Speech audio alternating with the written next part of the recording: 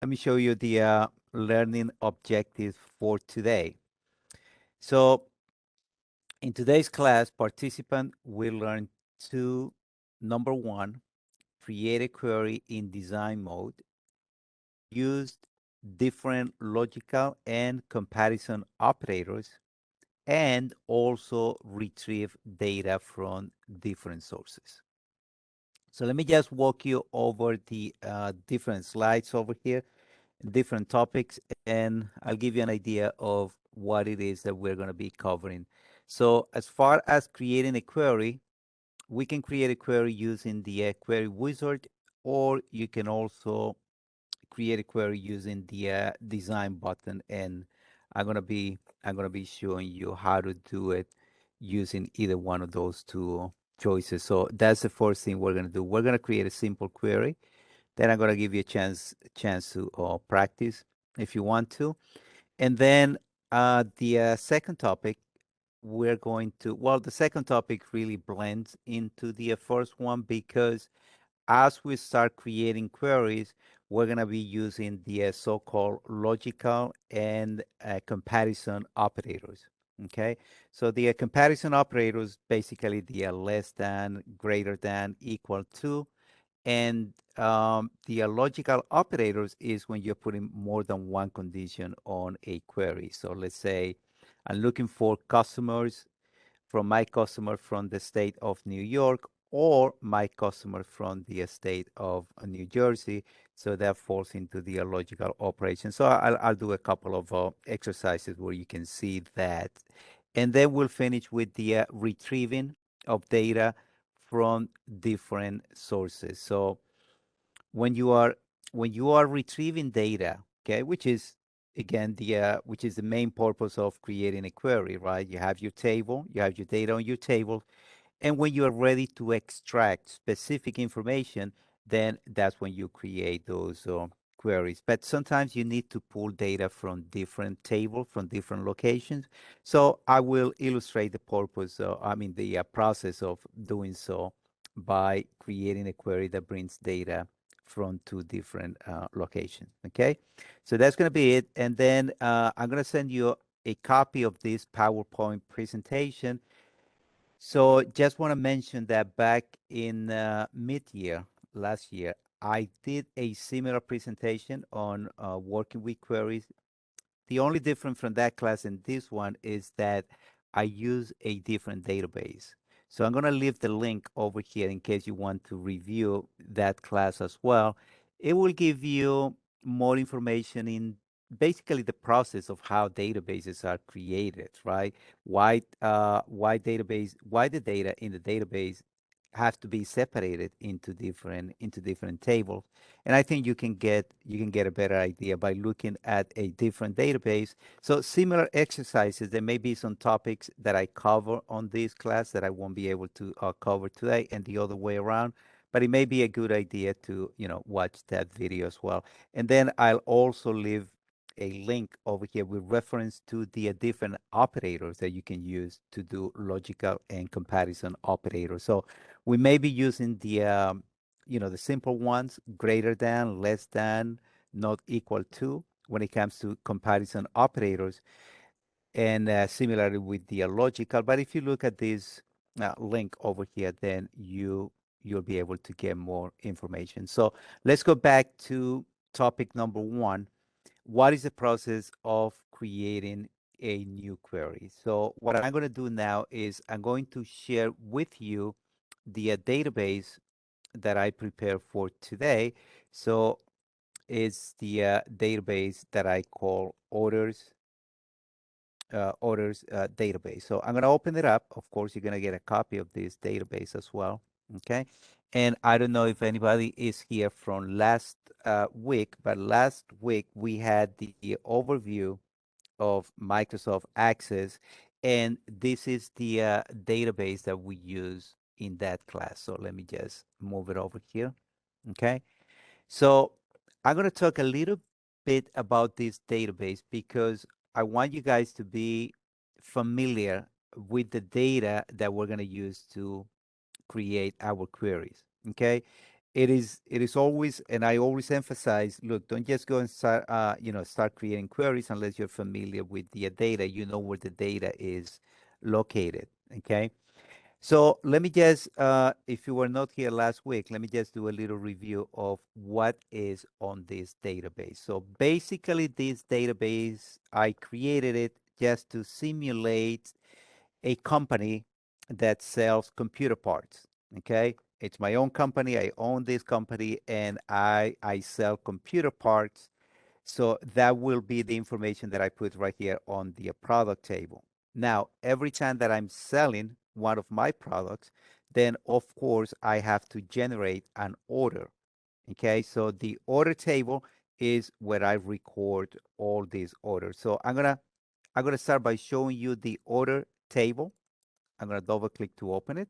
All right. Of course, this is just training database, and I just made up all these records over here. But if you look at my list, okay, coming all the way down, there are 1,001 records on this table. So that means I have taken already 1,001 orders on my order table. Now look at the information here. Okay, the fields on this table are the order ID, the order date, and the customer ID. Okay.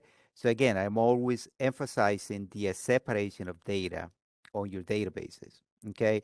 So information about customer ID is not presented right here on the order table. So in other words, I don't get to see right here with this order the name of the customer, the address, the city, the phone number, and so on. And why not? Because if I was going to put this information here, I may end up doing or having duplicate records on my table. What I mean by that is if I was going to put all this information here, then the next time that I have to process a sale or an order from the same customer, let's say that customer number 5 here somewhere, I know it's down there, but let's say this is another order from customer number 5, then I will have to repeat the address, the city, the phone number, and so on. Okay. So when I need to find who is this customer, I just simply go over to the customer table, and then you can see all the information here for my customers. So right there, I can tell that customer number 5, okay, is the encoders, web developers, and I can see the address and the city and so on. Okay.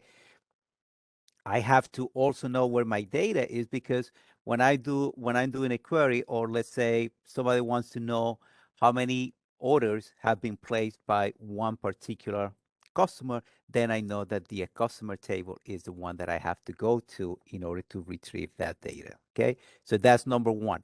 But also looking back at the order table, okay, let me also say that with the order table, if it is order ID number one, right, that we're looking at, we know that in order ID number one, of course, the customer purchased several items, several products. Okay, so where are those products listed?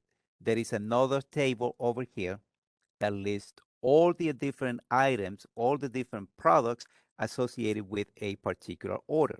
So if I'm going to look at which items are associated with order ID number one, all I need to do is just open this table, the order item. And once I open the order item, I can see that right here with order ID number one, okay, customer number 5 purchased all the products that you see over here. Okay. And then if I wanted to know the name of these products, right, now that I have the ID, then of course I will go over to the product table. And if I want to know the name of product, let's say number 3, number 5, let me go over to product, and there you have it. So number 3 is a wire mouse from HP. Number 5 is a wireless keyboard and mouse from HP, and so on. Okay. But one of the things that we're going to be doing today is we're going to be grabbing data from different tables, and then we're going to put it on one central location. Okay, because yes, you need to separate your data to make it more efficient for the database, but at some point when you need a report and you need to pull data from different locations, that's one of the objects that you can do, that you can use to do so, is a query. Okay, so once again, uh, taking a little bit of time to explaining where the data is located, so it will make a little bit more sense to you when I start creating the queries that we're going to create. That's number one. Now, number two, a database that was already created and properly developed. If you go to the database tool and then you click on the relationships icon over here, you're also going to be able to visualize how the data flows on your database. Okay, so basically what I was just showing you, jumping from one table to another, is somehow summarized over here on the relationships window. So you see how the order table gives you information about your customers and about the items that were processed with any particular order, and the order item leads to the product table as well.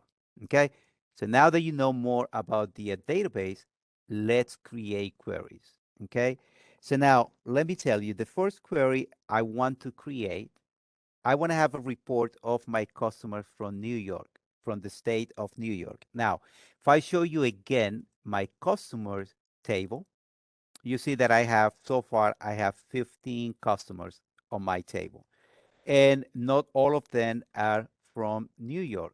Okay, so I have some from Connecticut, from New Jersey. Now I just want to filter those customers from New York. So you're going to see how simple the process is.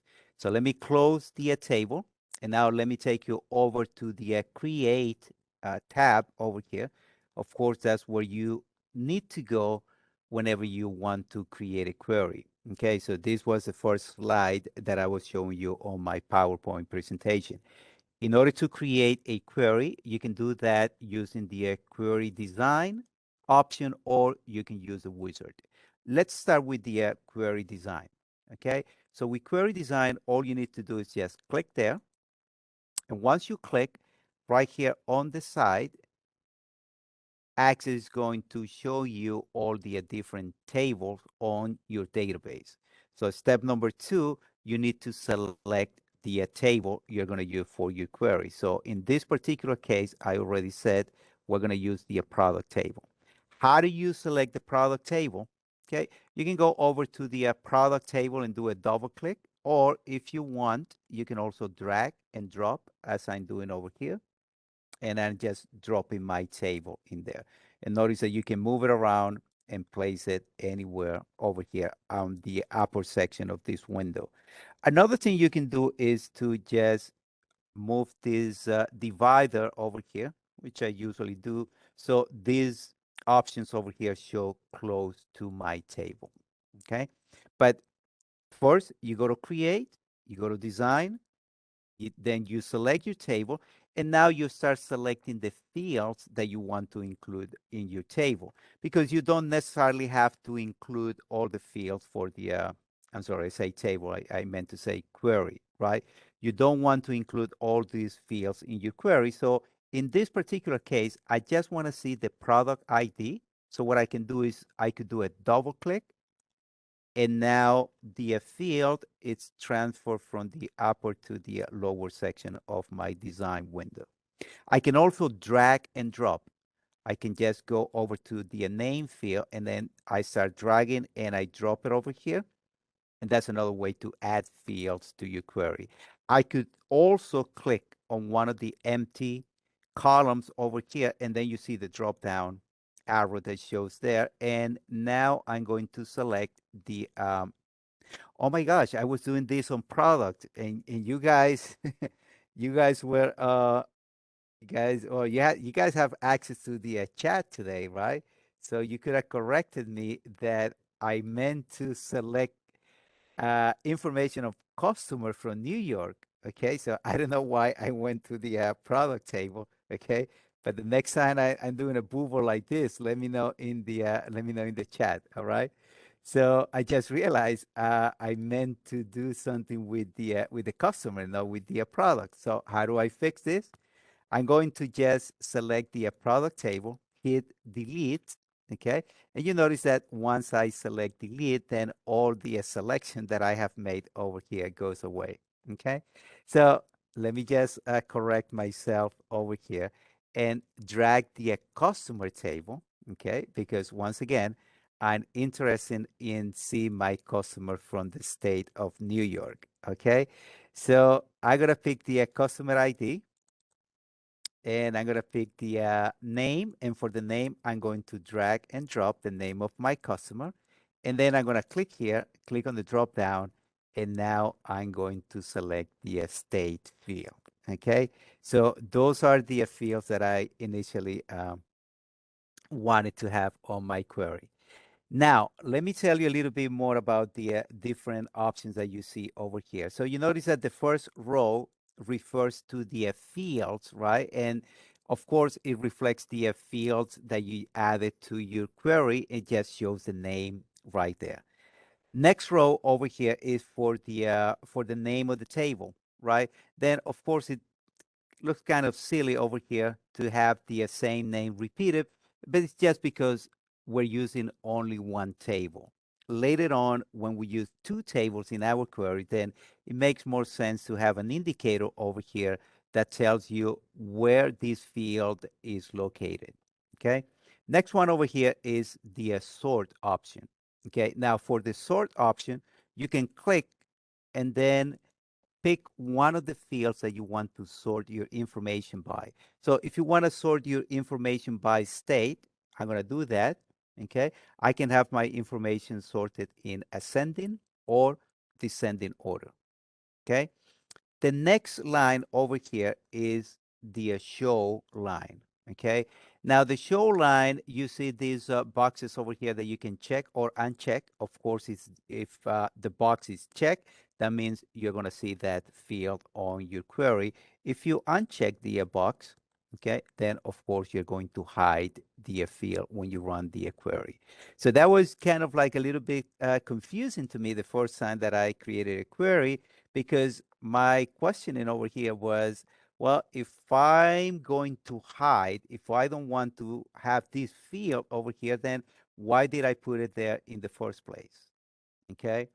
But there is a bigger reason for having the show line over here. Okay. Because it may be the case that you want to use a field, maybe because you want to have the information sorted as I did for the state over here, but not necessarily display the information. Okay. So that would be one case in which, you're going to use the field only to do a sorting, but then you don't want to show the data on that particular field.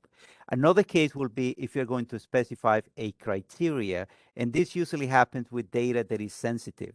So let's say that this is not my customer table. Let's say this is an employees table. Okay.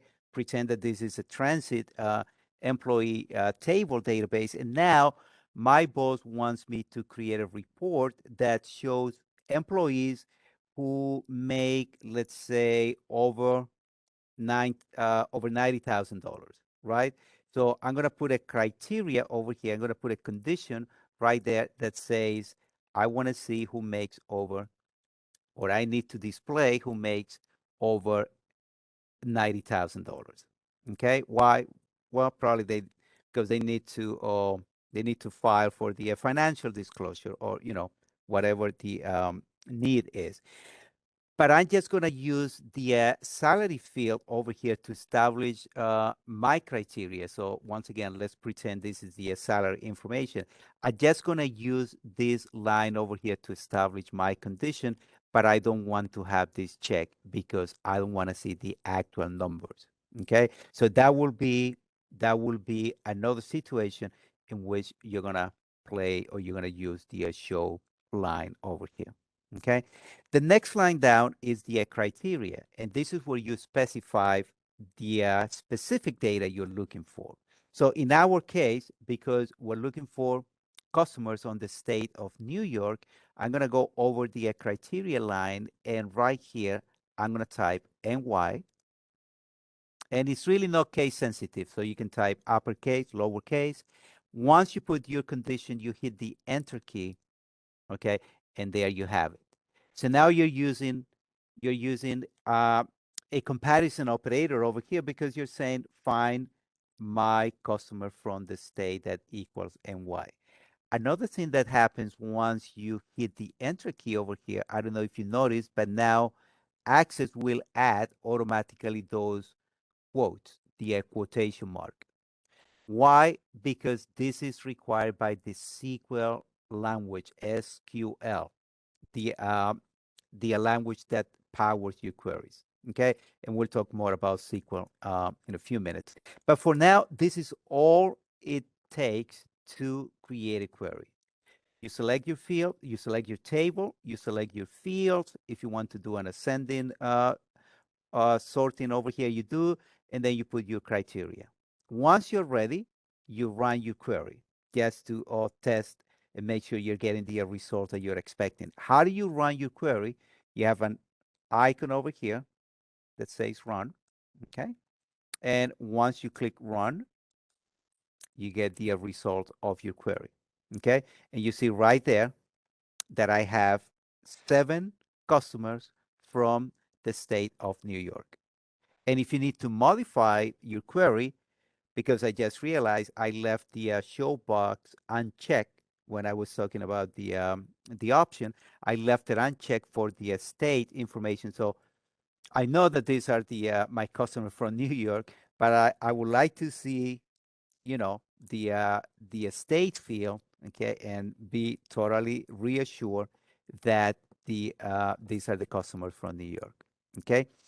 Is the criteria a formula? Michael is asking. I wouldn't say so. I wouldn't say that the criteria is a formula, okay? Because usually a formula is when you are doing like a mathematic operation with your fields, okay? So let's say if I wanted to, let me go back here to design view, and then I answer that question, Mike. Remind me when we do a query with the product, okay? I could create a formula that says, well, what would be a 10% increase on the price of the product? Okay. So if I wanted to create a formula like that, Michael, I will go to one of these columns. And let's say that this was a product and I do have the price information over here. So I could do multiply price by 1.1. Okay. Let me just blow this over here so you can see better. And don't worry about the case on the awards. But if this was a product, if this was a query based on products, and I wanted to see what 10% will be on the price of my products, I could put a formula and the formula will go up here. Okay. Not on the criteria section. All right. So I hope that answered that question. All right. So I'm going to delete this and I'm going to make sure that I check state, and then I'm going to run this query again. And now I do see that these are indeed my people from the state of New York. Okay, very simple to do, isn't it? Once you're finished, you can save your query. And to save it, I'll just go up there, click on the save icon, and I'm going to call this QRY. I'm going to use lowercase QRY NY for New York. And that's all it takes to retrieve customer from the state of New York in a query. Okay. Now,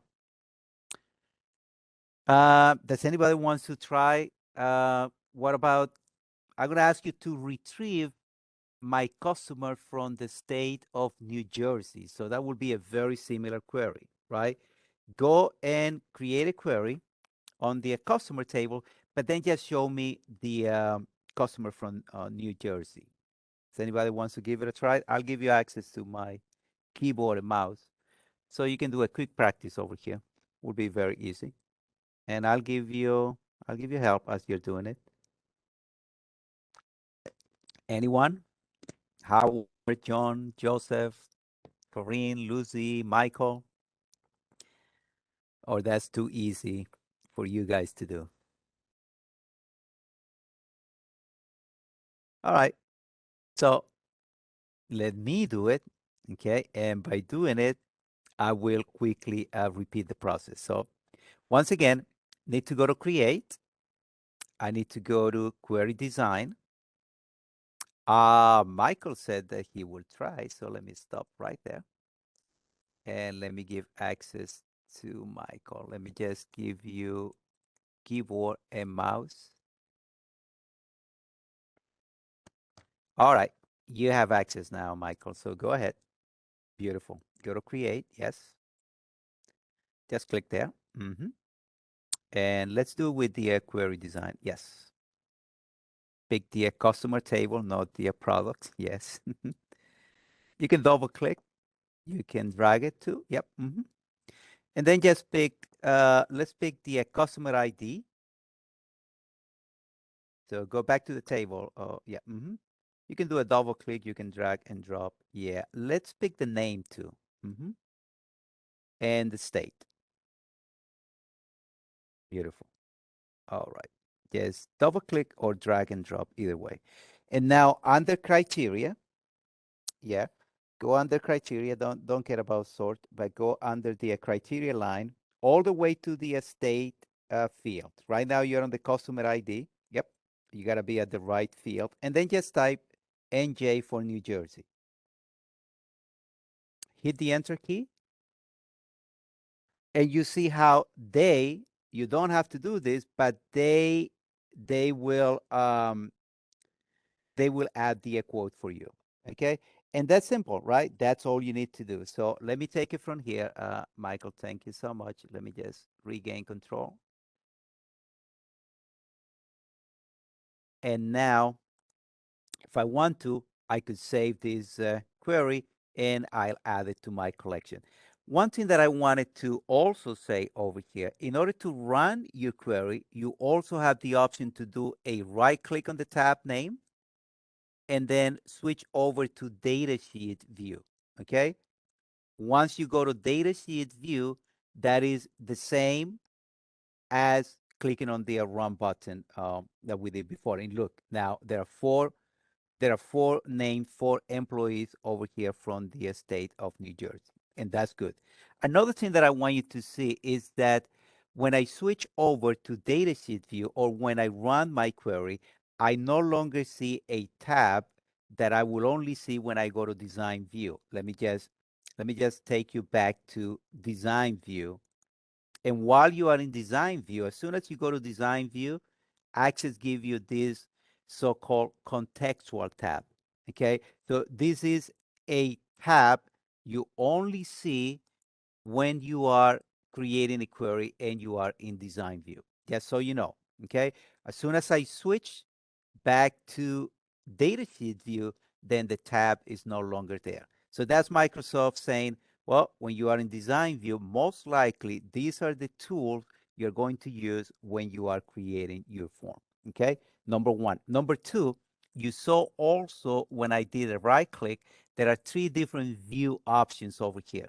Okay, so right now we're in design view. If I go to SQL, okay, I will have what's called over here a SQL statement representing the choices that I make on the design view window. Okay, so this is just the SQL language. We're not going to go deep into this, but you can see over here the where condition that establish the equal sign right there.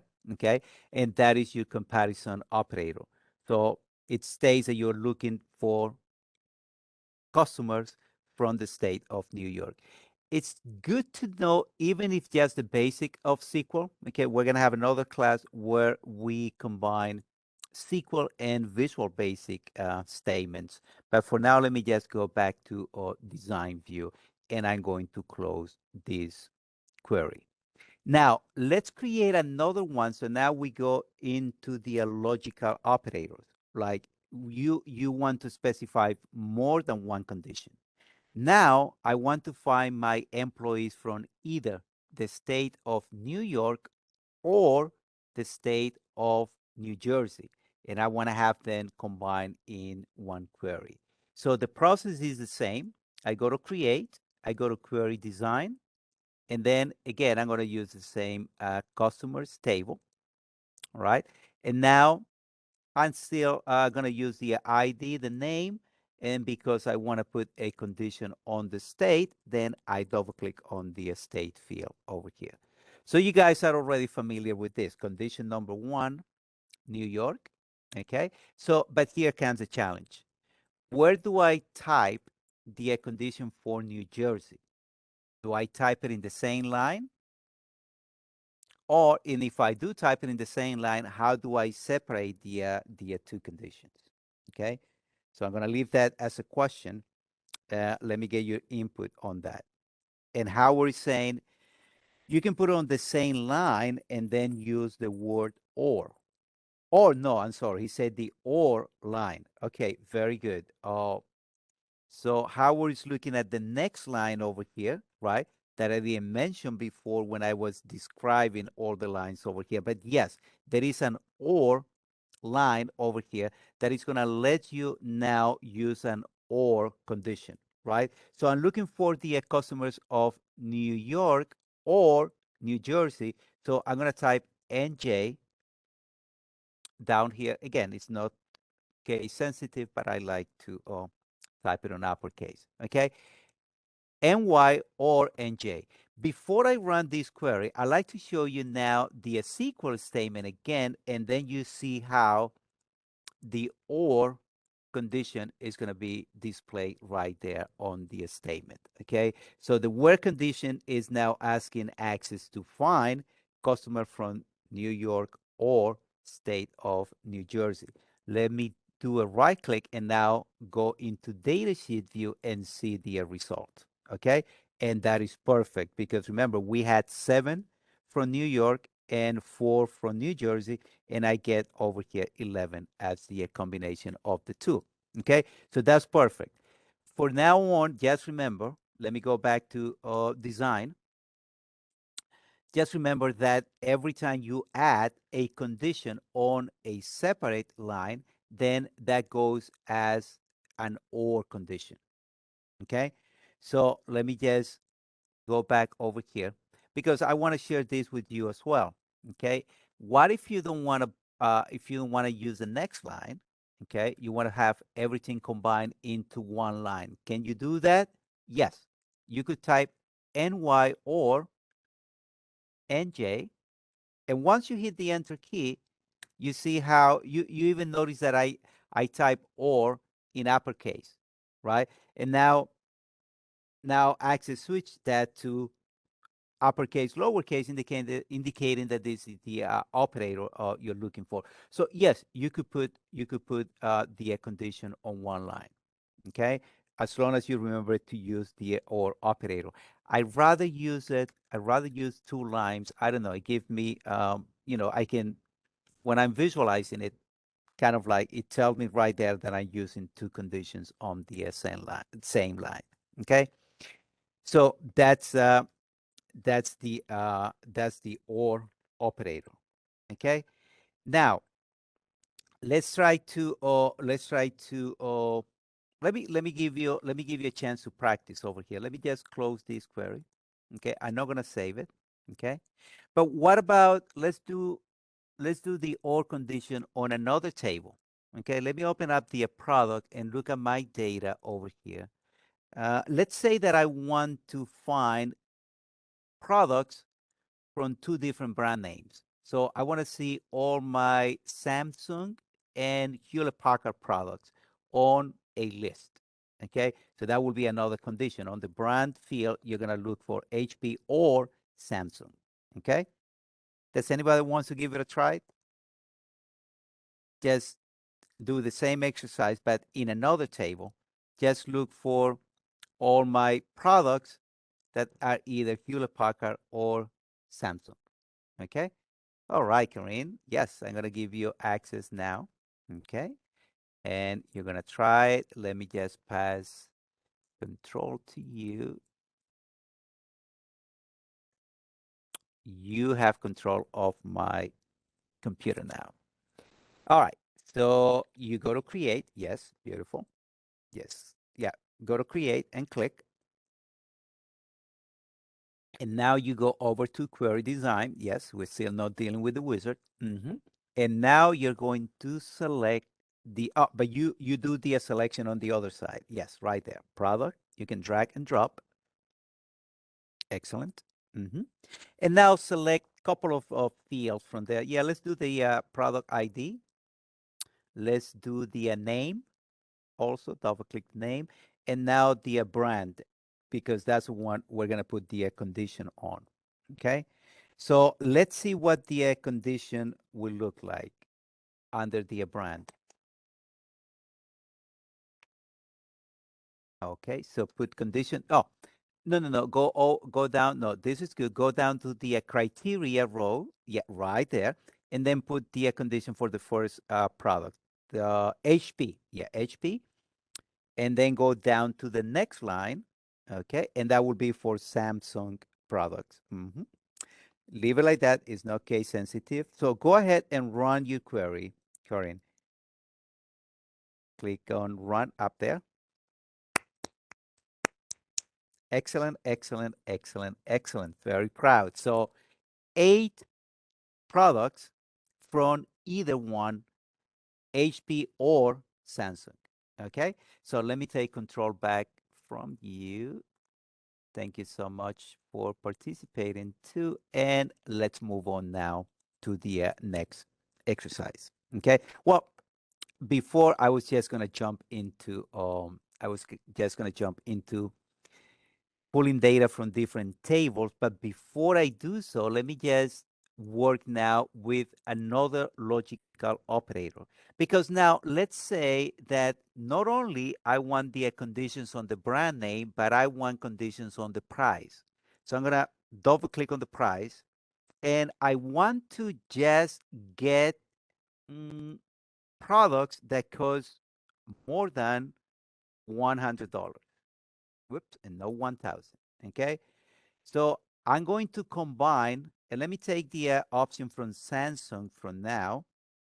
Okay. Let me, or let me start here with Samsung, and then we'll do HP or another brand name. But now I'm going to put 2 conditions on the same line. Okay. I'm asking for a list of products that are Samsung and cost more than 100. So you see how I put the more than. So if I wanted to also include 100 in that result, I will do greater than or equal to 100. But let me just run this query and look at that. All right. So right here, I'm getting now products from Samsung. Let me just highlight the name. Okay. And they all cost more than 100. Okay. Now, if I right click and go back to the SQL, okay, I never use the word and, but then because I put the condition on the same line, then I'm indicated that I want condition number 1 and condition number 2 to be met. Okay. But let me make it even better. Let's say that I also want HP products that cost more than 100. Okay. So because HP is a different brand on my list, I will have to put it on the next line. Okay. And now I got Samsung and HP over 100. Okay. But be careful over here.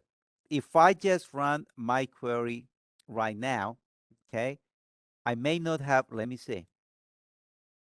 I got HP, I got Samsung, but you notice that I got some HP items over here that don't cost more than 100. Why not? What did I do wrong over here? Let me hear you on the chat. Why do I get some products from HP? I know I got one that costs 100, but I got 3 that are not over 100. So let me see if you have an answer for that. Look at the chat over here. And Howard is saying you didn't add the condition on the HP row. Yes.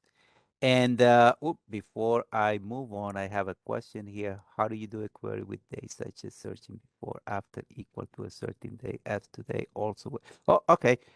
Michael, we are on the product now. Remind me, we'll do that for the order quickly so I can show you that. Okay. But before I do that, let me just, address this problem over here. Yes. So Howard was saying you did not put that condition for the price on the HP row. And he's right. If I leave it without the condition for the price over here, what I'm asking for is Samsung products that cost over 100 or HP product not affected by the price, not affected by the name. So HP products of any price.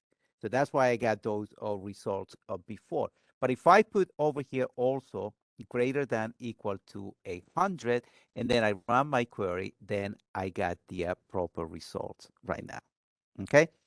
Now I'm going to, I could answer that question over here, Mike, because instead of bring in the product table, okay? There is one option that you can use when you're dealing with numbers, and you can also do it with dates, okay? So instead of saying greater than January 1st, 2001, less than December 1st, 2001, you can use the between operator, okay? And the between is also a comparison operator. So let's say I want to see my products that cost between 50 and 100. That's all I need to do. Okay. If I run my query over here, then all the prices over there will be in between that range. But let me just make sure that I address the question for the date, because there's something important about dates. Okay. When you are using date field. So let me go to create query design. Okay. And let me start with the order table. Okay. And let's say, Michael, you're looking for orders. Now you have the order date. Okay. And you want those orders to be only for the year 2001. Okay. If you look at my order table, let me just quickly show you the table. You notice that my dates over here go from 2020, January 1st, 2020, all the way to 2021. Well, actually, last week when I used this database as an exercise, we added an order, and that order was placed just last week, 2022. Okay, so but if you want to get only the dates for 2021, then of course right here on the order date, you're gonna type between January 1st, 2021 and December 31st of the same year. Okay. Now watch this. When I hit the enter key, okay, the pound sign is going to be added to the date, because that's just how that's another um, required character by the SQL statement. Okay. So when I look at this data, anything in here is going to be run within 2020, 2021. Okay, so Michael is saying want to search like 100 days from the day the query is run. Oh, so your question now makes sense. The question you had before, is this what I could what I put formulas? Okay, so this will be kind of like a formula we need to put here on the criteria. Okay, so but here's how you're gonna do. This is how you're gonna do this, Mike. So there is a function called the now function. Okay, and what the now function does is it retrieves today's date. Okay, so if I get to use the today's function, I'm sorry, the now function is going to return today's date. The only problem is going to return the time as well when I run this query, because I was thinking about putting a condition over here that says get me everything between now, and 180 days, you said before now, before today, right? And then now minus 180. Okay. Now, problem that I see right here is that the now function is going to return also the time. But let me just give it a run and see if something comes right there. Because sometimes Access really gets smart over here. So 180 days will be 6 months before today, and today is March 2022. So we go back to about September, and it seems like it's getting what we asked, right? Yep. Okay, so I didn't have to go any deeper into that. Okay, so the now function will interpret your. This is kind of like a, yeah, you were right before, Mike, because this is kind of like a formula inside your criteria. Okay, so but once again, you're asking to get dates that are between today. That's what the now function does. And today minus 180. Okay. So if I want to do, and I want to, that was such an interesting question. I can do, if I want to know exactly what is now minus 180 days, I can do this in Excel. Now minus 180, and that is a formula. Let me do equals now function minus 180. Okay, so that will be right there, September 18 at 148. Oh, 148. I gotta move faster. We're coming to the end. All right, but that's the answer to your question right there, Mike. Okay, so if I go back to my PowerPoint presentation, we covered what is it now? Sorry. All right, so we covered the design. We still haven't done the query, but we did the logical and comparison operator. So now let's do retrieving data from two different locations. So since I have the order table over here, okay, I could use this table to do the retrieval of data from two different tables, from two different sources. Okay, because let's say that, yeah, I'm happy seeing the orders, right? I'm looking at my orders only, and if I run this query, how many orders do I have? 1001. Yeah, so it was initially 1000, but remember I just mentioned the one that we ran last week. So now we're up to 1001. Now, I want to see not just the order, but I also like to see the customer who placed this order. Okay. So because I want data from the customer table, all I need to do is just go over to the customer table, drag and drop, and here is the customer table. So now I can get data from the customer. I can select field from the customer table as well. Okay. What I'm going to pick from the customer table, I'm going to pick the customer ID. I'm going to pick the name of the customer and maybe the phone number in case I need to get in touch with them. Okay. Maybe I just want to see this because, I have questions about a particular order. So I want to know who it is that I need to call. Okay. Now the process is simple, as you can see. All you need to do is just add each one of the tables, and then you start pulling data from each one of those tables, right? And once you have all your field selection, and like I was saying before, now it probably makes more sense to have the table line over here, right? Because it's telling me that some of these fields come from the customer table and some come from the order table, okay? And since I had the customer ID from the customer table and also from the order table, let me put them together right here, okay? So I'm putting the customer ID from the order table and the customer ID from the customer table. And what I'm going to do now is I'm going to run my query. Okay. And look at this. I'm combining now. Now I see not just the order ID with the date and the customer ID, but I can quickly just grab the name and a phone number in case I need to make that call. Okay. Now, how many records did I get back? 1001. Okay. Why? Because there are 1001 orders, right? But also there are 14 customers, right? So what make them pick from the what make them display all the records from the orders and not from the customer?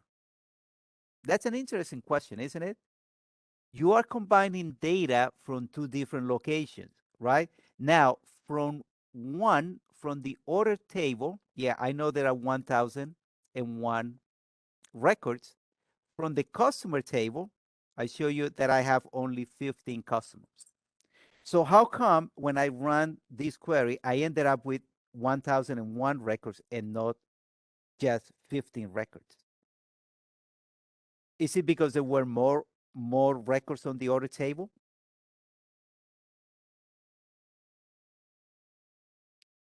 The order of your fields is one answer. Michael is saying yes, just because there were more records on the other one. But don't get confused by that, Michael, because if I had 2,000 customers, right? If I know that would be a big stretch going from 15 to 2,000, right? But if it was the case that I have 2,000 customers and 1,001 orders, guess what? I'm not going to see all the 2,000 customers. I will still see only the 1,001 orders. As long as each order has a customer, have an ID for a customer that exists on my customer table. Okay.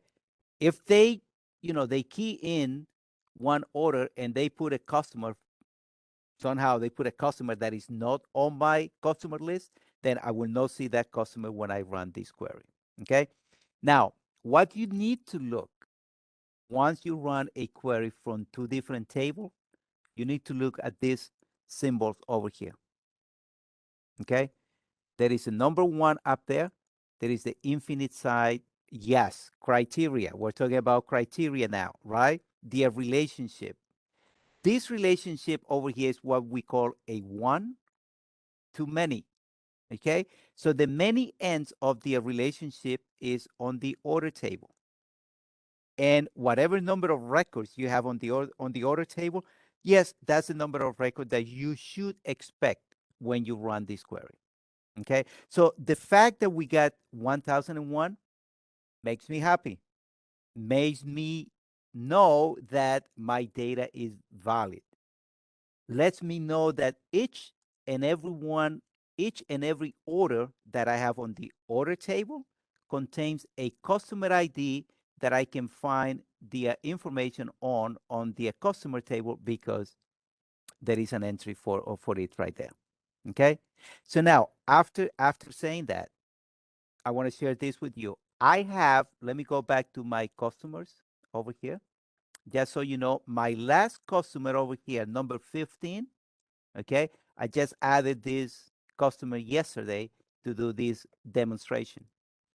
This customer, number 15, still doesn't have any sale. It still doesn't has not placed any order on the order table. So when I run this query over here between the two tables, customer number 15 is not going to come up. Let me run it again. Customer number 15 is not going to come up on the list. See, if I sort over here in the sending order, we'll go up to number 14. So even though customer 15 exists on my customer table, you can see it right here. I'm showing it to you. Customer number 15 doesn't come up when I run this query. Why? Because by default, when you create a query between two tables, the data that is gonna come up in there is data that exists on the related field on the two table. In other words, if a customer has not placed an order, if any customer doesn't have an entry on the order table, I'm not gonna see it. Okay, I'm not going to see it by default. I can change that, but by default, I cannot see it. And that's interesting because I may be as interested on the customers who place sales as I am on the ones who have not placed any order. Why? Because maybe I want to follow up. I want to do some marketing with those customers. So how do I identify those customers that I have on my customer list, but I don't have an entry on the order table? Okay. I'm talking about customer number 15. You know it, right? But let's say that there are 15,000 over here. So you're not going to know which ones leave, which ones you have on one table, but not on the other. Now, the answer to that is you can double click the line that connects these two tables. Okay. And once you do so, you're going to see these additional options over here. Okay. So as I was saying, by default, this is what Access is going to do. It's going to show you data from the connecting field only if there are entry on the there are entries on the to table. Okay. However, in this particular case, I want to include all records from the TVL customer table. I want to see all of my customers, whether they place an order in the past or not. I still want to see them. Okay. So I can use this option over here, option number 2. I'm going to use it now. I'm going to click OK. And then I'm going to run my query. So now when I run my query, and if I take you all the way down here, see, I went from 1001 to 1002. Why? Because I know that now customer 15 is in this group. Okay. But how do I identify that customer? How do I find the customer with no sales? Well, you could do the sorting over here, right? Ascending, descending, right? And that will reflect that there is one line over here for which there is no information to show for the order ID, the order date, or the customer ID from the order table, because this customer, it hasn't placed an order. So there's nothing to display from this side. Okay. And if I want to just identify, once again, this is only one case. Okay. But let's say that there are like 200 customers, and you just want to display those 200 customers. So what you need to do is you need to go back to design view and then just tell Access, show me those entries where there is no information from the order side. And how do you do that? Very simple. Just go back to design view right here. Just type is null. Okay. Just like saying it's empty. There is nothing there. You put that condition on any one of these fields from the order table. You run your query. Now you got only this particular customer. The customer with no matching data, the customer with no data on the order table, the customer who have not placed an order yet. Okay, that's how you do it. Now, you want to make this process even easier. I'm going to leave this query over here open, and then that will also help me show you how to create a query, but now using the wizard. So I'm going to go over to the query wizard. Okay, and I'm not going to save this query over here. Let me just close it. And then go over to create a query using the wizard. Okay, and the option that I'm going to select now is the one that says find and match query wizard. I'm going to go with this option. And now it says this query will list records in a table you select below that have no related records in the table you select on the next screen. For example, you can find customers that have no orders, and this is exactly what we want to do, right? So let's pick the customer table, click next. And now on the next window, you pick the order table, and you're saying who has data on customers but not on orders. Now you don't have to worry about this step over here because relationships are in place and Access recognizes that the customer ID is the joining field between the two tables. What you need to do next is just select what is it that you want to display. I want to display the customer ID, the name, and the phone number as we did before. And now when you click next, see they even suggest the name over here for your query. You want to see the results? Click on finish and look at that. Much easier, isn't it? So you just found that you found what we just find before, right? So you know that customer 15 had no self. Now, what you could do is you run the wizard, you right click and go to design view, and you're going to find something similar to what we did, right? So you see the is null condition over here. And if you do go and click on the line connecting the two table, you notice that they chose the same option over here. Don't have to always be number 2. Could be number 3. It depends on the order in which the tables were added. But what's important over here is you want to include all customers. Okay. And with that, we came to the end. Oops, sorry, it took 2 minutes. Uh, I took 2 minutes of the time, so I extended. But I was able to show you everything we had in mind for today. If you just pull out your cell phone and point to the RQ or QR code in there, and just take 1 or 2 minutes to answer our survey, and I will see you next time. Enjoy the rest of the day. I'll see you next time. Goodbye now.